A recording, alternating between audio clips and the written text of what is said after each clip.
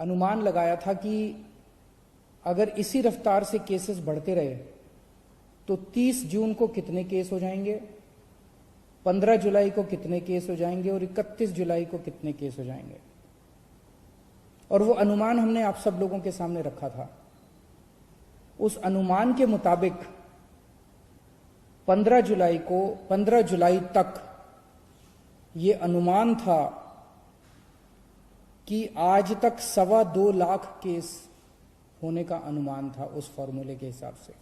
जून में जिस तेजी से केस बढ़ रहे थे पहले हफ्ते में, उसके हिसाब से, केंद्र सरकार के फॉर्मूले के हिसाब से आज तक 2.25 लाख केस हो जाने चाहिए थे दिल्ली में टोटल।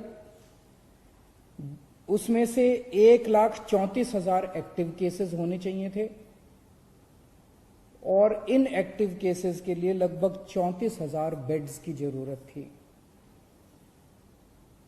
लेकिन पिछले 1.5 महीने में जिस तरह से हम सब लोगों ने मिलकर, दिल्ली के 2 करोड़ लोगों ने मिलकर, दिल्ली सरकार ने मिलकर, केंद्र सरकार ने मिलकर, सब लोगों ने मिलकर जो प्रयास किए, आज अनुमान था कि 2.25 लाख केसेस होंगे, लेकिन हकीकत में आज उसके आधे केसेस हैं। 1,15,000 केसेस आज हुए हैं। अनुमान था कि 1,34,000 केस एक्टिव होंगे, लेकिन आज केवल 18,600 केस एक्टिव हैं। अनुमान था 1,34,000 केस एक्टिव होंगे, केवल 18,600 केस एक्टिव हैं। और अनुमान था कि 34,000 अस्पतालों में बेड्स की जरूरत पड़ेगी। अस्पतालों में, कोविड सेंटर वगैरह में, अस्पतालों में 34,000 बेड्स की जरूरत पड़ेगी। आज केवल 4,000 बेड्स की दिल्ली के अंदर जरूरत पड़ रही है। हमने 15,500 बेड्स का इंतजाम कर लिया है, लेकिन आज उनमें केवल 4,000 बेड भरे हुए हैं, बाकी सारे बेड खाली हैं। तो स्थिति काफी नियंत्रण में नजर आ रही है आज। लेकिन मैं बार बार ये कहता हूं कि हमें कॉम्प्लेसेंट नहीं होना, हमें इसके बारे में ये नहीं होना कि अब सब ठीक हो गया। कभी भी कोरोना बढ़ सकता है, उसकी तैयारी हमें जारी रखनी है। आज हमारी जो स्थिति है इसके लिए, और जो आज स्थिति को हमने पिछले 1.5 महीने रात दिन मेहनत करके हम लोगों ने ठीक किया है, इसके लिए मैं सब लोगों का शुक्रिया अदा करना चाहता हूं। खासकर दिल्ली के अपने 2 करोड़ लोगों का, उन सब लोगों का जिन लोगों ने दिल्ली में कोरोना की स्थिति पे काबू पाने में मदद की, उन सब लोगों का मैं तहे दिल से शुक्रिया अदा करना चाहता हूं। क्योंकि मैं ये मानता हूं, ये मेरी वजह से नहीं हुआ, ये केजरीवाल की वजह से नहीं हुआ, ये हमारे मंत्रियों की वजह से नहीं हुआ। ये जो हो पाया, ये हमारे लोगों की वजह से, हमारे डॉक्टर्स की वजह से, हमारे नर्सेस की वजह से, हमारे कोरोना वॉरियर्स की वजह से, जो रात दिन अपनी जान की परवाह किए बिना आगे आके काम कर रहे हैं। इस दौरान हमने पिछले 1.5 महीने में 3 सिद्धांतों के ऊपर काम किया है। पहला सिद्धांत, हमने ये महसूस किया और ये निष्कर्ष हमारा निकला कि कोरोना इतनी बड़ी महामारी है, इतनी बड़ी महामारी है कि इसको अकेले नहीं जीता जा सकता।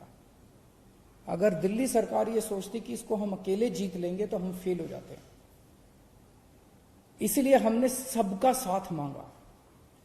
हम केंद्र सरकार के पास भी गए, हम होटल वालों के पास भी गए, हम प्राइवेट हॉस्पिटल वालों के पास भी गए, हम बैंक्वेट हॉल वालों के पास भी गए, हम एनजीओज के पास भी गए, हम धार्मिक संगठन वालों के पास भी गए, हम सबके पास गए।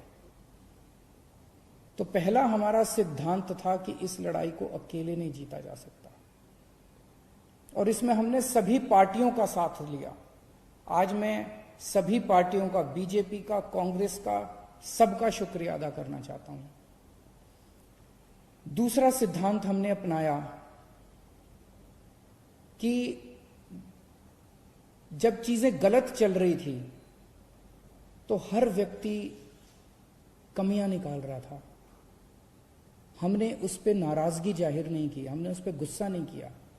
जो भी कमी निकाल रहा था, चाहे वो मीडिया वाले हों, चाहे कोई भी उस पे रिकॉर्ड करके सोशल मीडिया पे डालता, कोई भी कहीं से कोई भी हमें गलती बताता था, उसको नोट कर लेते थे और उस गलती को सुधारने की कोशिश करते थे।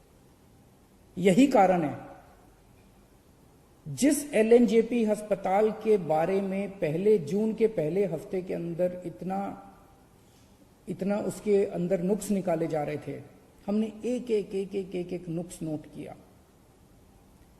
जिन जिन पत्रकारों ने स्टोरीज की, मैंने खुद कई पत्रकारों को फोन करके, एडिटर्स को फोन करके पूछा कि आप हमें बताइए कि कहां कमियां और कैसे ठीक करें, और उन कमियों को नोट करके उन कमियों को हमने दूर करने की कोशिश की। मुझे बेहद खुशी है कि जिस एलएनजेपी अस्पताल के बारे में इतनी बुराई की जा रही थी, आज उसकी इतनी तारीफ की जा रही है। और ये सारा श्रेय मैं हमारे एलएनजेपी हॉस्पिटल के डॉक्टर्स, नर्सेज और उनके एडमिनिस्ट्रेशन और मेडिकल सुपरिंटेंडेंट और वहां के डायरेक्टर को देना चाहता हूं, जिन्होंने बहुत मेहनत की है।